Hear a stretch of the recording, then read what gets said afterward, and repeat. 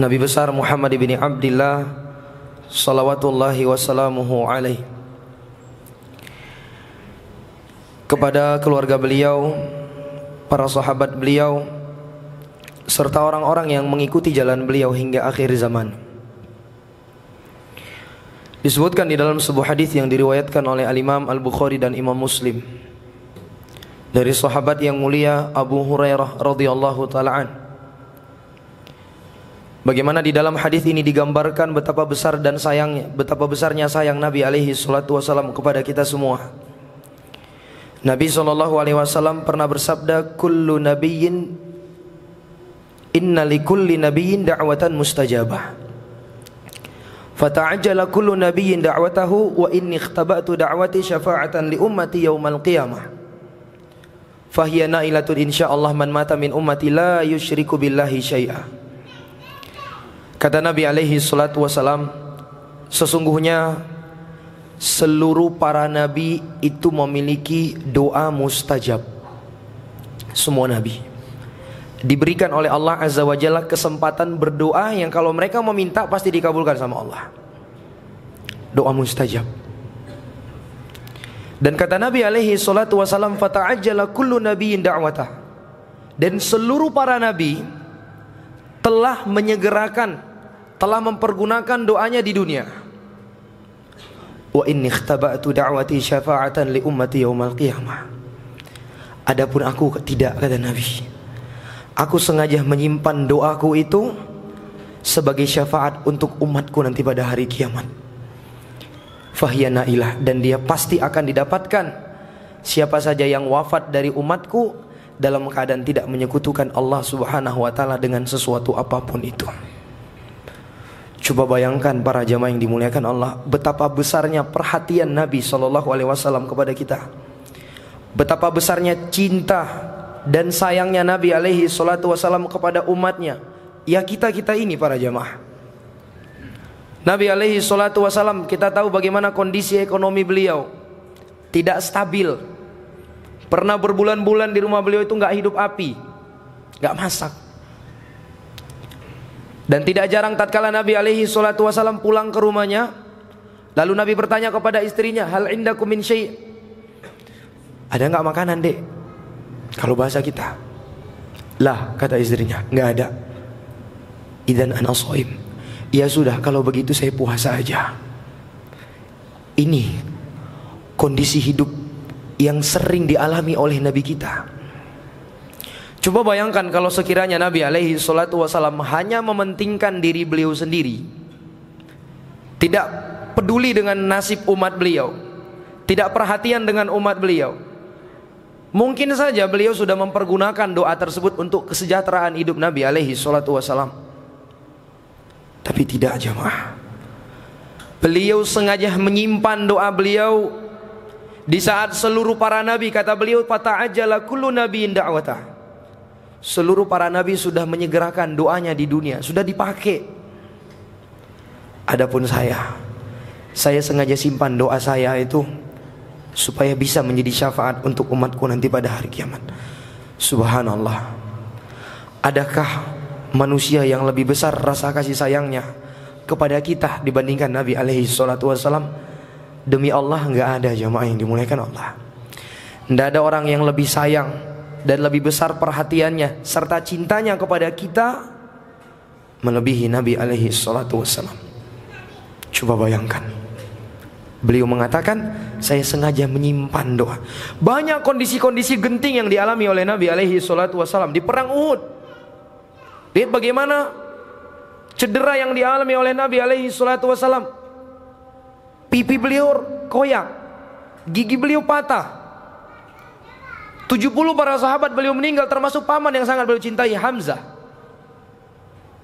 Coba jemaah yang dimuliakan Allah, tetap beliau tidak mempergunakan doa itu. Supaya apa? Syafa'atan li ummati yaumal qiyamah, agar bisa menjadi syafaat untuk umatku pada hari kiamat, kata Nabi. Maka sudah sepantasnya kita berupaya untuk memperbanyak sholawat kita kepada Nabi alaihi salatu wasallam, sebagai bentuk balas budinya kita kepada Nabi, sebagai bentuk cintanya kita kepada Nabi alaihi salatu wasallam. Perbanyak sholawat kepada Nabi. Karena kaidahnya kata para ulama, man ahabba syai'an aktsara dzikrah. Siapa yang cinta kepada sesuatu, dia akan banyak-banyak menyebut sesuatu itu. Dan tanda seorang benar-benar cinta kepada Nabi, dia akan dengan mudahnya bersalawat kepada Rasulullah sallallahu alaihi wasallam. Baik, para jamaah yang dimuliakan Allah, kembali kita lanjutkan pelajaran rutin kita membahas sirah an-nabawiyah, perjalanan hidup manusia terbaik yang pernah Allah Azza wa Jalla utus di atas muka bumi ini, yaitu baginda Nabi kita Muhammad sallallahu alaihi wasallam. Dan kita sudah masuk di fase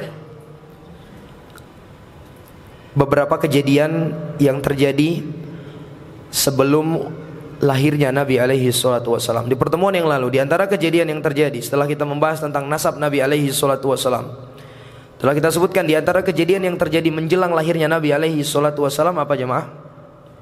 Penemuan sumur Zamzam. Setelah sebelumnya sumur Zamzam itu menghilang pada waktu yang cukup lama sekali akibat kemaksiatan yang dilakukan oleh penduduk kota Mekah. Kemudian kisah berikutnya adalah kisah tentang pasukan Abraha yang kita kenal dengan tentara bergajah. Kita sering mendengar bahwa Nabi alaihi salatu wasallam itu dilahirkan di tahun apa jemaah? Tahun gajah. Tahukah kita kenapa tahun lahirnya Nabi alaihi salatu wasallam itu dinamakan sebagai tahun gajah? Karena pada tahun itu terjadi sebuah kejadian besar, di mana ada sekelompok pasukan bergajah yang berangkat dari Yaman menuju Mekah ingin menghancurkan Ka'bah. Namun pada akhirnya mereka dibinasakan oleh Allah Azza wa Jalla. Dan perlu kita ketahui bahwa masyarakat Arab di masa dahulu, sebelum datangnya Islam, mereka itu telah menggunakan kalender Qomariyah, kalender berdasarkan peredaran bulan. Dan mereka sepakat awal bulan itu, tanggal 1 itu ditentukan dengan hilal. Itu sudah berlaku di kehidupan orang-orang Arab terdahulu sebelum datangnya Islam, di mana mereka menentukan kalender mereka itu dengan peredaran bulan. Dan mereka juga telah mengenal bulan-bulan yang hari ini kita kenal. Mereka sudah mengenal ada bulan Dzulhijjah sebagai bulannya haji, ada bulan Muharram.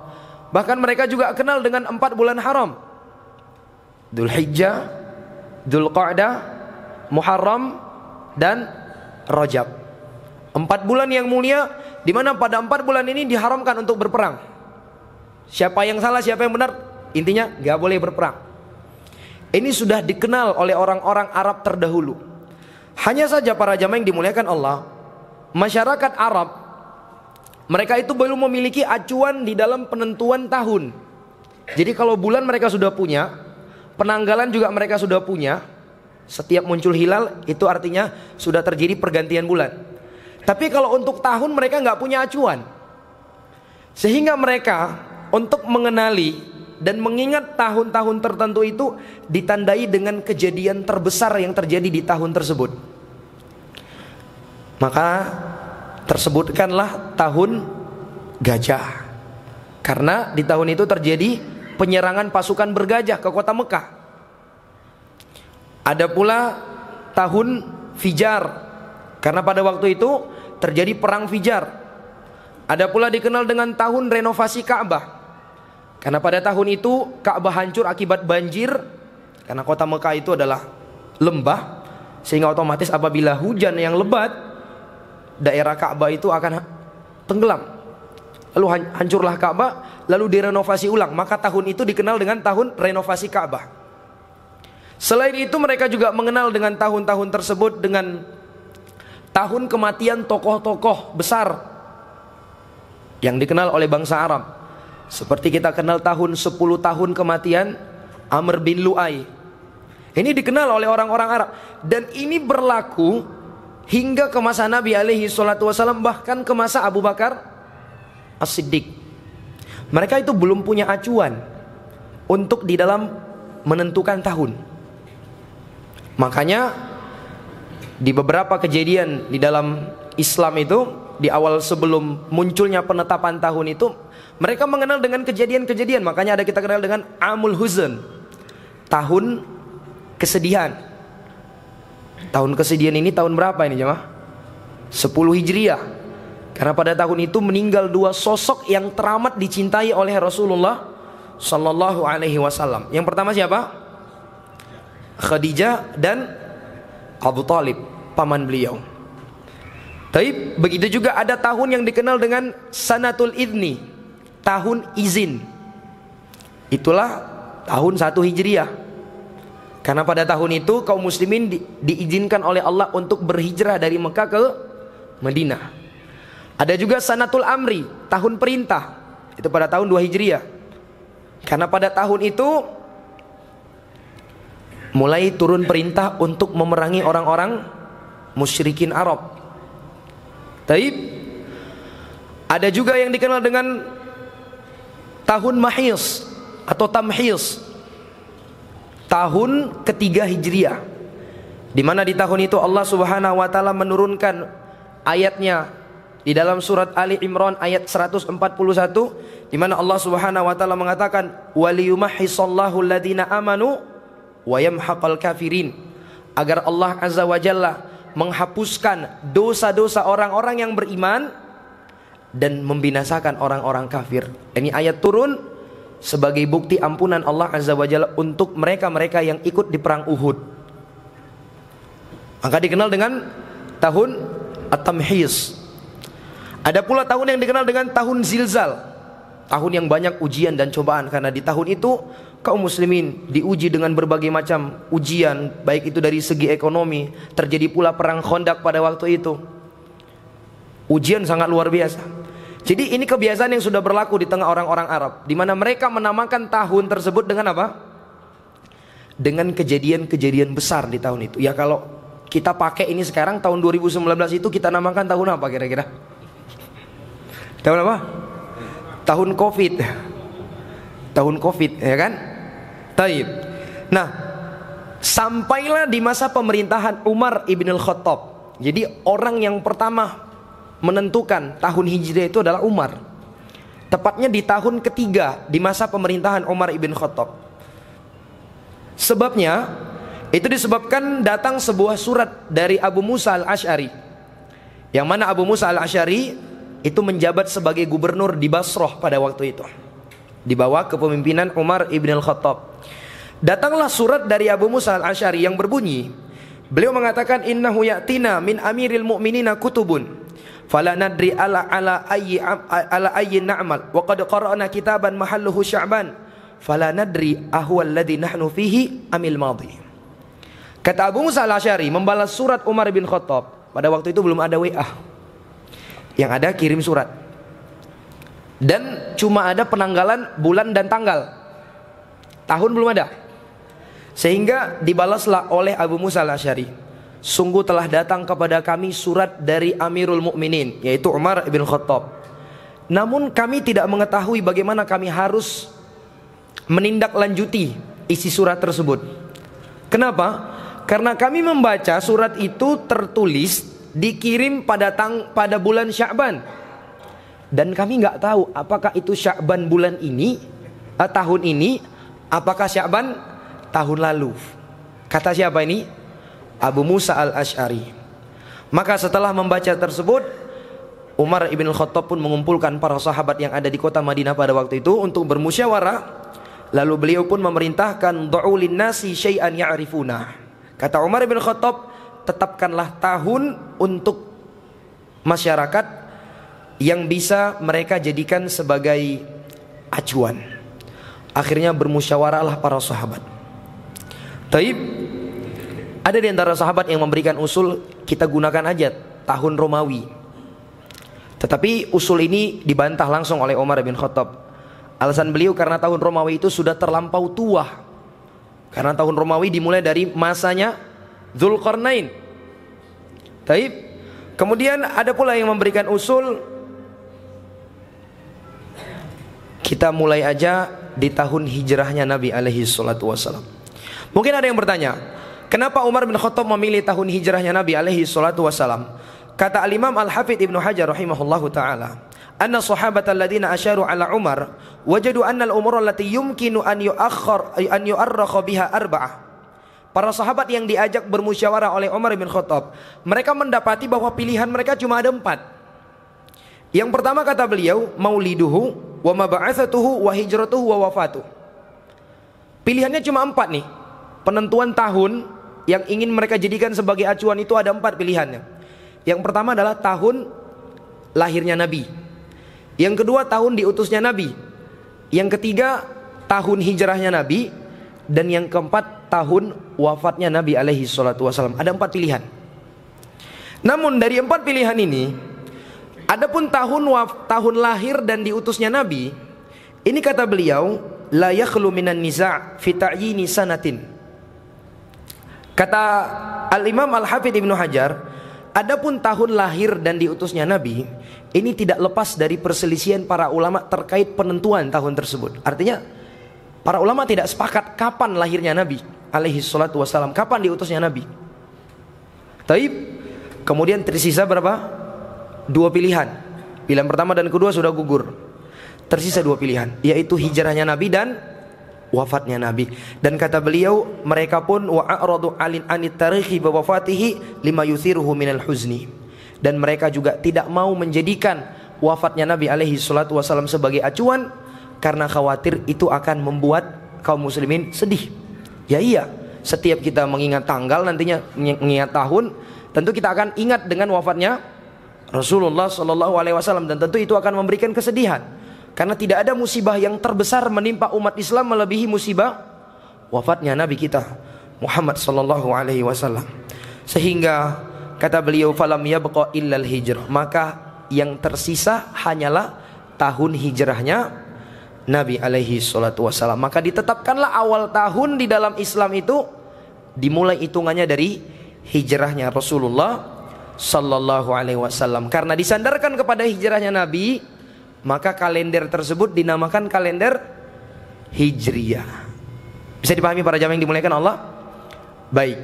Nah, setelah mereka sepakat penentuan tahunnya, mereka kembali bermusyawarah. Gimana cara menentukan bulannya? Utsman bin Affan memberikan usul pada waktu itu, kita mulai saja dengan bulan Muharram. Bulan Muharram menjadi bulan 1. Kalau sekarang bulan Muharram itu bulan berapa? Bulan berapa jemaah? Tetap bulan 1. Artinya apa? Usulan Utsman bin Affan diterima oleh Umar ibn Khattab. Dan lagi-lagi Al-Imam Al-Hafidz Ibnu Hajar menyebutkan ada 3 alasan kenapa bulan Muharram dijadikan sebagai bulan pertama. Yang pertama, karena bulan Muharram itu memang bulan yang sudah dikenal oleh penduduk Arab sebagai bulan pertama dalam hitungan setahun sebelum datangnya Islam. Memang itu sudah kebiasaan yang berjalan di tengah masyarakat Arab. Ini menunjukkan kepada kita bahwa agama Islam itu tidak selamanya bertentangan dengan adat. Ada adat yang diperbolehkan untuk dilakukan di dalam agama kita, ada pula yang tidak diperbolehkan. Alasan yang kedua, karena di bulan Muharram itu kaum muslimin baru saja menyelesaikan sebuah ibadah yang besar, yaitu ibadah haji di bulan Dzulhijjah. Alasan yang ketiga, karena tekad mereka untuk berhijrah itu munculnya di bulan Muharram. Karena sebelumnya di bulan Dzulhijjah beberapa sahabat Ansar itu masih apa? Masih melakukan baiat Aqabah. Sebagaimana nanti akan datang pembahasan tentang baiat Aqabah. Artinya apa? Para sahabat itu mulai melakukan hijrah dari Mekah ke Madinah itu kapan?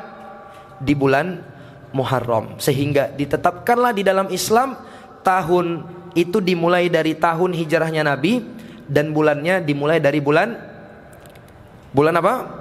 Bulan Muharram. Demikian para jamaah yang dimuliakan Allah. Baik. Nah, kembali kepada kisah tahun kelahirannya Nabi alaihi salatu wasallam, dikenal dengan tahun gajah. Tahun gajah. Karena pada tahun tersebut Allah Subhanahu wa taala menghancurkan dan membinasakan pasukan-pasukan bergajah yang berangkat dari negeri Yaman menuju kota Mekah. Jadi para ulama ahli sejarah menjelaskan bahwa Raja Najasyi Najasyi ini para jamaah yang dimuliakan Allah, bukanlah Najasyi yang menolong para sahabat ya, yang berhijrah ke Habasyah. Karena Najasyi itu adalah gelar. Najasyi itu gelar bagi setiap penguasa di negeri Habasyah. Jadi dia bukan nama rajanya tapi gelarnya. Sebagaimana Fir'aun itu bukan nama, dia adalah gelar untuk raja-raja Mesir. Gelar untuk raja-raja Mesir. Makanya ada dikenal Fir'aun 1, Fir'aun 2, Fir'aun 3. Ya. Mau daftar nggak? Jadi Fir'aun berikutnya. Bukan berarti Fir'aun yang datang selanjutnya itu ya karakternya sama seperti Fir'aun yang dibinasakan di masa Nabi Musa. Jadi ketika kita dengar kabar misalnya, ini adalah muminya Fir'aun misalnya, belum tentu itu yang dimaksud adalah Fir'aun yang ada di masa Nabi Musa. Karena Fir'aun itu adalah gelar untuk penguasa Mesir. Jadi siapapun yang menjabat sebagai penguasa Mesir itu dinamakan Fir'aun. Ya kalau di tempat kita namanya apa? Presiden. Jadi presiden itu bukan nama tapi gelar untuk pemimpin negara, dinamakan presiden. Gubernur, gubernur itu dia adalah gelar, bukan apa? Bukan nama. Nah, disebutkan Raja Najasyi ini para jamaah yang dimuliakan Allah, dia memiliki seorang wakil yang bernama Abraha yang memimpin negeri Yaman pada waktu itu. Nah, Abraha ini para jamaah yang dimuliakan Allah, demi membuat takjub Najasyi, ingin cari muka, cari perhatian dengan Raja Najasyi, dia berniat untuk membangun sebuah gereja yang sangat besar. Karena Najasyi pada waktu itu beragama Nasrani. Dia berniat membangun sebuah gereja yang sangat besar. Di samping itu juga niat beliau ini supaya memalingkan oleh orang-orang Arab supaya tidak pergi berangkat haji ke Mekah lagi, tetapi ke Yaman setelah itu. Hasad kepada orang-orang yang ada di Mekah. Baik, singkat cerita, selesailah pembangunan gereja yang dibangun oleh Abraha di kota Son'a. Wallahu alam apakah sekarang masih ada bekas peninggalan gerejanya, wallahu alam bishawab. Gereja ini sangatlah besar jemaah, sangat megah, dan diberi nama, ada yang masih ingat namanya? Al-Qulais. Al-Qulais itu mereka sebut artinya itu peci. Kenapa dinamakan demikian? Karena orang kalau lihat gerejanya itu sampai ke atas, peci orang itu akan jatuh terbalik ke belakang, saking tingginya. Coba bayangkan tuh, besarnya gereja yang dibangun oleh Abraha ini. Ternyata para jamaah yang dimuliakan Allah, berita ini sampai kepada penduduk Arab, di mana si Abraha ini bangun gereja untuk nandingin Ka'bah. Lalu berangkatlah para jamaah yang dimuliakan Allah, seorang lelaki dari suku Kinana, masih masuk dari suku Quraisy. Dia berangkat dari Mekah menuju Yaman. Tujuannya apa? Untuk memberi pelajaran kepada Abraha. Berangkatlah dia. Sesampainya dia di negeri Yaman, dia amati keadaan sekitar. Ini gimana cara saya beri pelajaran kepada Abraha ini? Kalau duel, ya tentu nggak sanggup. Pasukan Abraha banyak. Dia seorang raja, pengawalnya di mana-mana banyak, nggak bisa tersentuh. Akhirnya dia punya ide. Di malam harinya, dia mengumpulkan kotoran-kotoran. Di malam harinya dia lumuri gerejanya Abraha Al-Qulais ini dengan apa? Dengan kotoran yang sangat banyak. Coba bayangkan ini jemaah, demi mempertahankan akidahnya ini, lelaki Quraisy ini demi mengagungkan, menjaga kehormatan Ka'bah, ketika dia dengar ada orang-orang yang berusaha untuk menandingi Ka'bah, dia berjalan dari Mekah ke Yaman untuk memberi pelajaran kepada Abraha. Dilumurin dengan kotoran. Setelah itu dia pulang ke Mekah. Pulang. Keesokan harinya Abraha yang melihat gereja kebanggaannya ini sudah berlumuran dengan kotoran, dia sangat marah dan sangat murka. Ya, terbayanglah kira-kira jamaah yang dimuliakan Allah, bagaimana kemarahan Abraha. Cari tahu, ada yang bilang ini ulahnya seorang lelaki dari suku Quraisy, penduduk Mekah. Dia yang buat kotoran-kotoran ada di gereja ini. Maka memuncaklah kemarahan Abraha, sehingga dia mengumpulkan pasukannya pada waktu itu, dan di antara pasukannya adalah gajah. Dan disebutkan pasukan gajah yang dibawa oleh Abraha ini berjumlah 12. Dan yang paling besarnya bernama Mahmud. Taib, berangkatlah mereka. Singkat cerita para jamaah yang dimuliakan Allah, sampailah mereka ke Taif. Sampailah mereka kemana? Ke Taif. Dan di Taif itu ada satu suku besar yang juga tidak kalah kuatnya dengan suku Quraisy, yaitu suku Bani Thaqif. Makanya nanti ketika Nabi mencari pertolongan setelah dakwah beliau di kota Mekah itu ditolak, beliau berangkat kemana? Ke Taif. Alasan beliau memilih Taif itu karena di Taif itu ada kekuatan besar juga yang kira-kira bisalah mengalahkan Quraisy nantinya.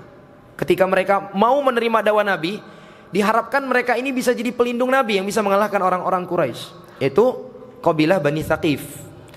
Ternyata para jamaah yang dimuliakan Allah, penduduk Taif takut, langsung ciut nyalinya begitu mendengar sampainya pasukan Abraha. Ditambah lagi Abraha ini bawa 12 gajah yang sangat besar para jamaah yang dimuliakan Allah. Tentunya di tempat mereka ini nggak ada gajah, ya kan? Yang ada onta, kuda, keledai. Gajah itu nggak ada. Mereka takut. Mereka khawatir berhala mereka dihancurkan oleh Abraha. Karena penduduk Taif itu memiliki berhala juga, sama seperti penduduk Mekah. Apa nama berhala penduduk Taif? Ada yang tahu? Namanya adalah Al-Latah. Yang sering kita dengar Lata itu berhalanya penduduk Taif. Ada penduduk Mekah, mereka punya berhala yang bernama Hubal. Hubal namanya. Jadi punya anak nanti jangan dikasih nama Hubal, Pak ya. Itu nama berhala orang Mekah di masa dahulu. Jangan pula dikasih namanya Al-Lata, mentang-mentang ada bahasa Arabnya. Dan disebut pula di dalam Al-Quran, Afara'aitumul Lata wal Uzza. Ini ada di dalam Al-Quran, ini namanya Lata. Ini bagus berarti. Jangan, itu nama berhala. Baik, terkadang kita latah ya. Latah itu yang penting ada Arab-Arabnya. Yang penting ada Arab-Arabnya, dibuat nama anak ya. Ada yang kasih namanya Kalbun Salim. Kalbun Salim itu, kalbun itu artinya anjing, Pak. Salim oke lah, artinya selamat. Tapi kalau Kalbun Salim, anjing yang selamat. Allahu Akbar. Kalau kolbun, benar, kolbun salim, hati yang selamat. Tapi kalau kalbun, itu fatal artinya. Jadi anjing yang selamat. Baik. Akhirnya karena mereka takut dengan Abraha, Abraha pun memerintahkan mereka untuk menunjukkan jalan menuju kota Mekah.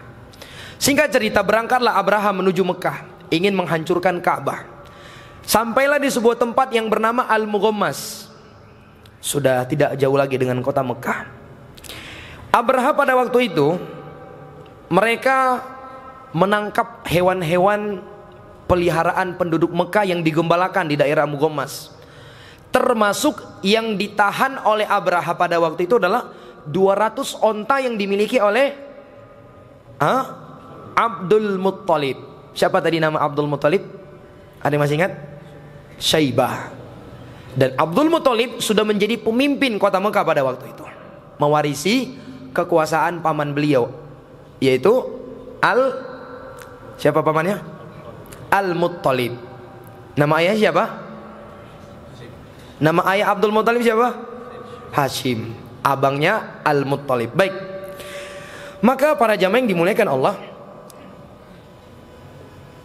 Abdul Muttalib yang mendengar 200 ontanya ditahan oleh Abraha, beliau datang menjumpai Abraha.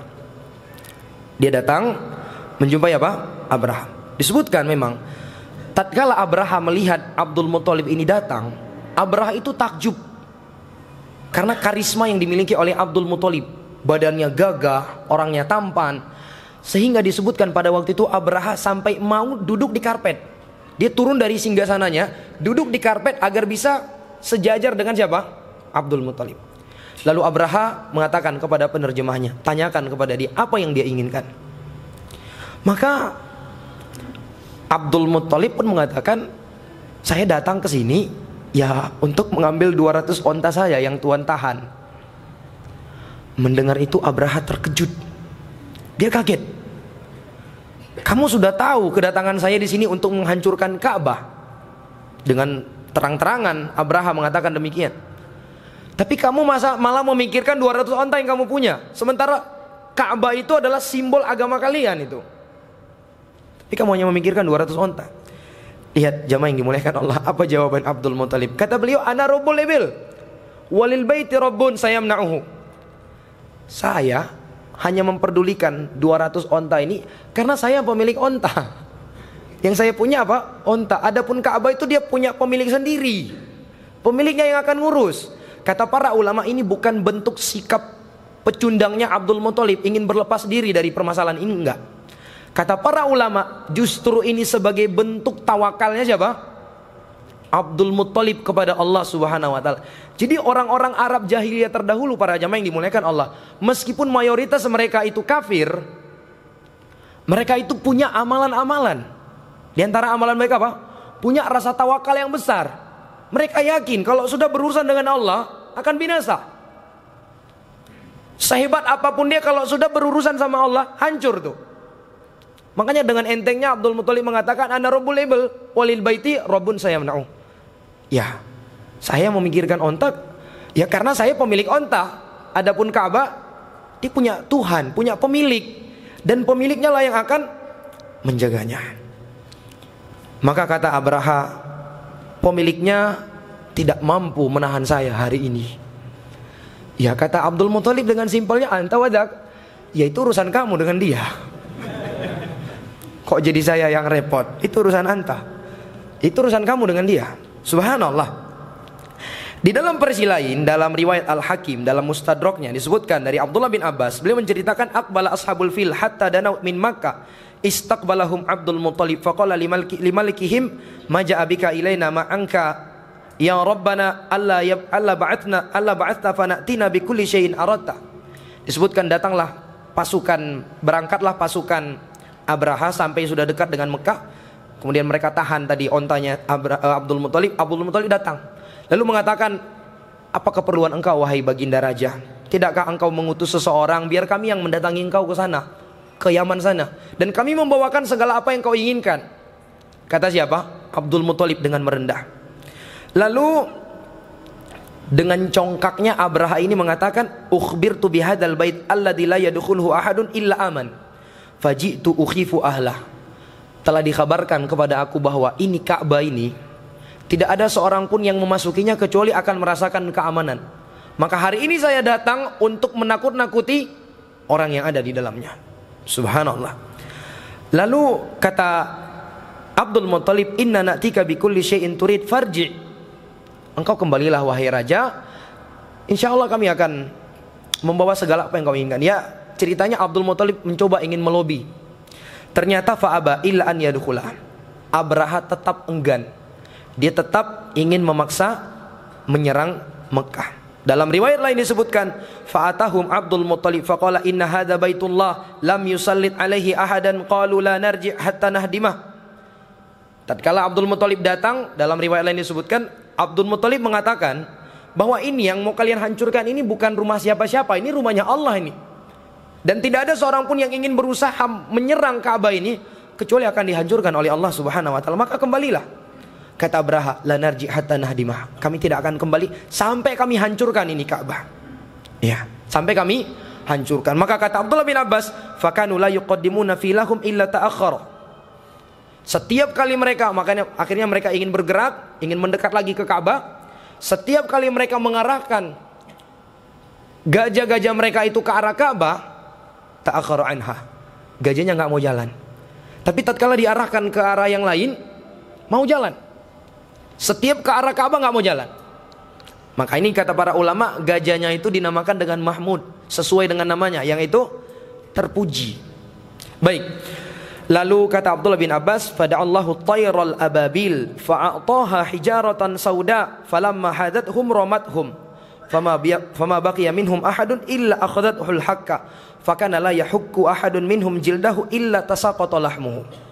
Maka pada waktu itu tatkala mereka sudah bersikuku ingin tetap menghancurkan Ka'bah, di saat itulah Allah Subhanahu wa taala memanggil at-tayral ababil.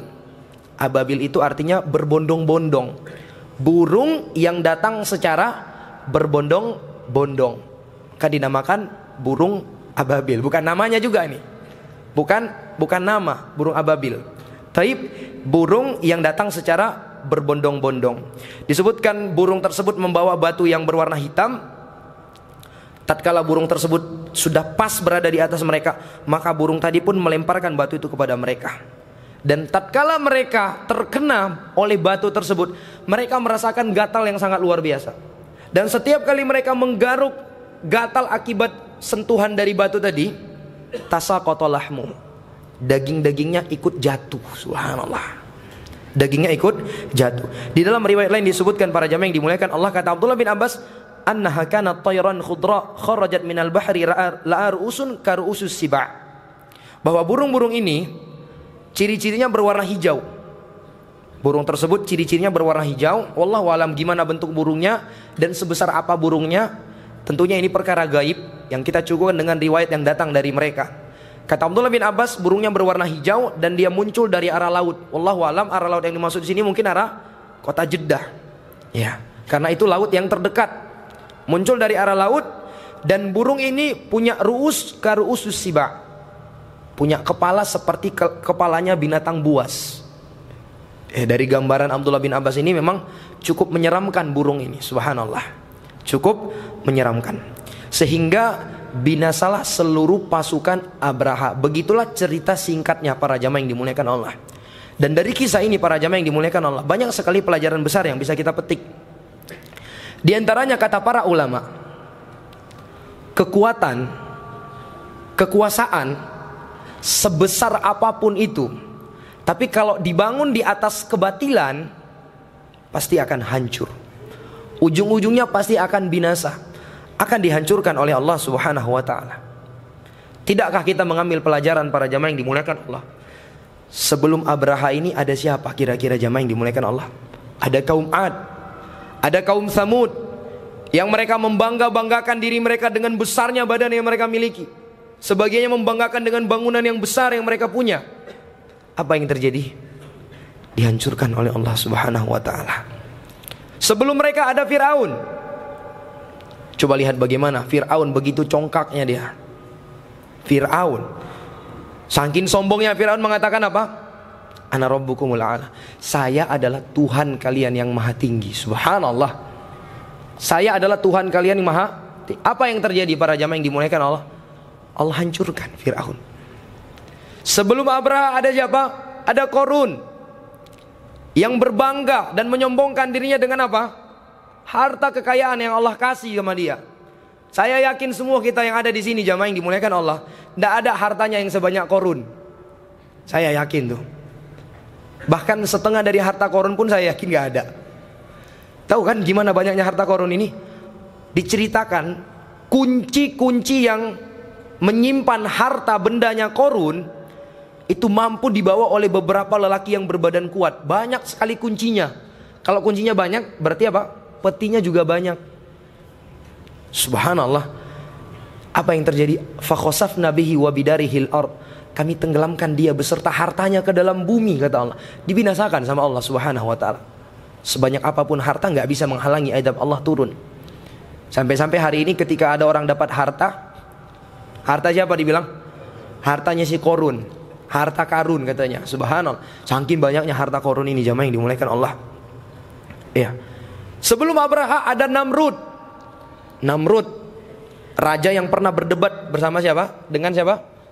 Nabi Ibrahim alaihi salam. Namrud ini juga nggak kalah kejam ini para jamaah yang dimuliakan Allah. Iya. Sampai-sampai dia mengatakan, ana uhyi wa umit. Saya juga bisa menghidupkan dan mematikan. Coba bayangkan. Ketika Nabi Ibrahim berdebat dengan Namrud, Nabi Ibrahim bilang, Tuhanku bisa menghidupkan dan mematikan. Namrud bilang apa? Saya juga bisa menghidupkan dan mematikan. Tahu gimana caranya? Liciknya otak Namrud ini. Dipanggil dua orang laki-laki nih, dibawa dua orang di hadapan mereka. Yang satunya dibunuh sama Namrud. Mati. Mati enggak? Mati. Berarti saya bisa mematikan? Bisa. Yang satunya saya ampuni, biar hidup dia tetap. Hidup nggak? Hidup. Berarti saya bisa mematikan dan menghidupkan. Kata Namrud. Otak liciknya seperti itu. Tapi apa yang terjadi? Allah binasakan jamaah yang dimuliakan Allah. Jadi ini pelajaran besar untuk kita semua. Kalau kita yang kekuasaannya tidak seperti Fir'aun, kekuatan badan kita tidak seperti kaum Ad, kemegahan rumah kita tidak seperti kaum Samud, harta kita tidak sebanyak Qorun, mau membangkang sama Allah Subhanahu wa taala, hancur kita jamaah yang dimuliakan Allah. Tidak ada yang berani melawan kekuatan Allah Subhanahu wa taala, binasa jamaah. Jadi jangan coba-coba kalau sudah berurusan dengan Allah Subhanahu wa taala. Apalagi berkenaan dengan mendolimi orang lain. Sekarang kita dengan mudahnya memfitnah, menggibah, merasa kita punya power. Dengan entengnya kita memfitnah, menggibah. Kita bersama orang-orang yang majelis kita gibah, kita merasa aman, merasa menang. Subhanallah, merasa aman kita tatkala orang yang kita dolimi doakan kita kehancuran jemaah. Yang kata Nabi alaihi salatu wasallam, wattaqi da'watal mazlum fa innahu laisa bainahu wa bainallahi hijab. Takutlah kalian doa orang yang terdolimi. Doa orang yang terdolimi itu tidak ada penghalang antara dia dengan Allah. Jangankan seorang muslim, kafir aja, kalau kita dolimi, dia doa sama Allah dikabulkan sama Allah. Sebagaimana kisah Mu'ad. Nabi utus Mu'ad bin Jabal ke Yaman. Dan sebelumnya Nabi katakan apa? Mayoritas mereka ahlul kitab. Innaka ta'ti qauman min ahlil kitab.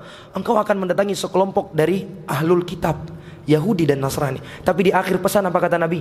Hati-hati kamu doa orang yang terdolimi. Subhanallah, hati-hati jamaah. Mungkin orang yang kita dolimi hari ini tidak berani melawan kita, atau mungkin dia memang gak mau lawan kita karena dia merasa itu bukanlah hal yang bermanfaat untuk dibahas. Ya. Tapi kita dengan pogahnya kita, dengan sok-sokannya kita, merasa kita berada di atas angin, yakin kita bisa halang-halangi dia di sepertiga malam bangun, berdoa sama Allah.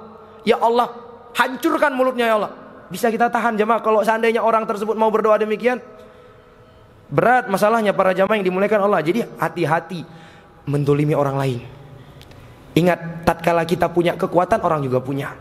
Kita punya tangan, orang juga punya tangan. Kita punya mulut, orang juga punya mulut. Demikian jamaah yang dimuliakan Allah. Coba lihat, tidak kita ambil pelajaran dari Abraha ini. Sehebat apa kira-kira jamaah kekuasaan Abraha ini, sampai-sampai orang Arab itu dikenal sebagai orang-orang yang nekat loh. Berperang mati-matian itu hal yang biasa bagi mereka. Berperang demi membela satu kampung mereka, satu sukunya mereka, itu hal yang biasa. Apalagi katanya berperang untuk membela kehormatan Ka'bah.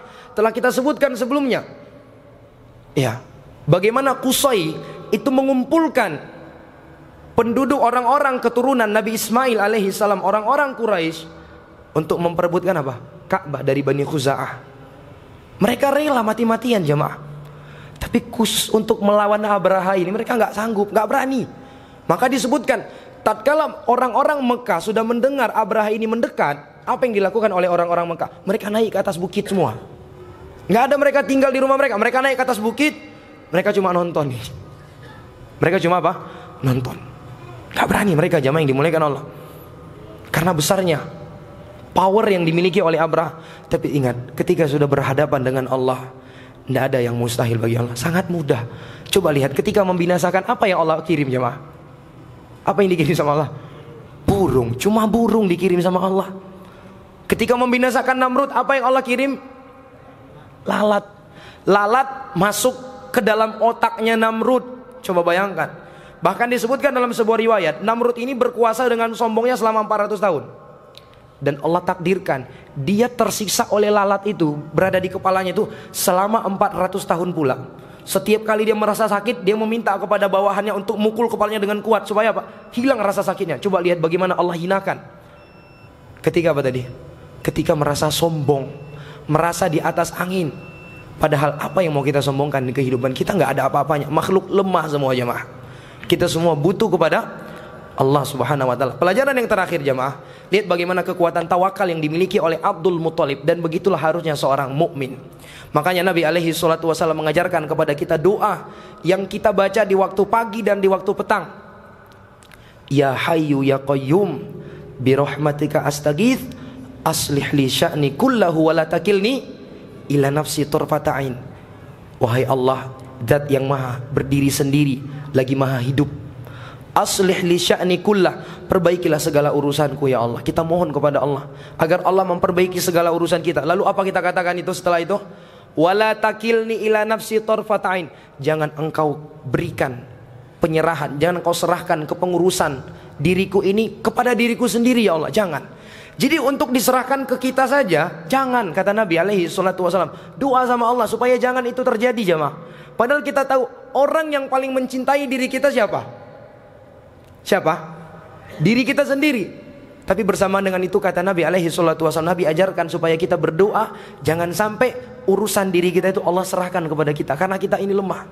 Wala takilni ila nafsi tarfata'in. Serahkan semua urusan kita kepada Allah Subhanahu wa taala. Di saat kita mengalami masalah, cobaan, ujian, berbagai macam problem menghadapi kehidupan kita, dan kita merasa nggak mampu, serahkan semua kepada Allah Subhanahu wa taala. Allah punya sebaik-baik jalan di dalam menyelesaikan masalah tersebut. Wallahu taala alam bisawab.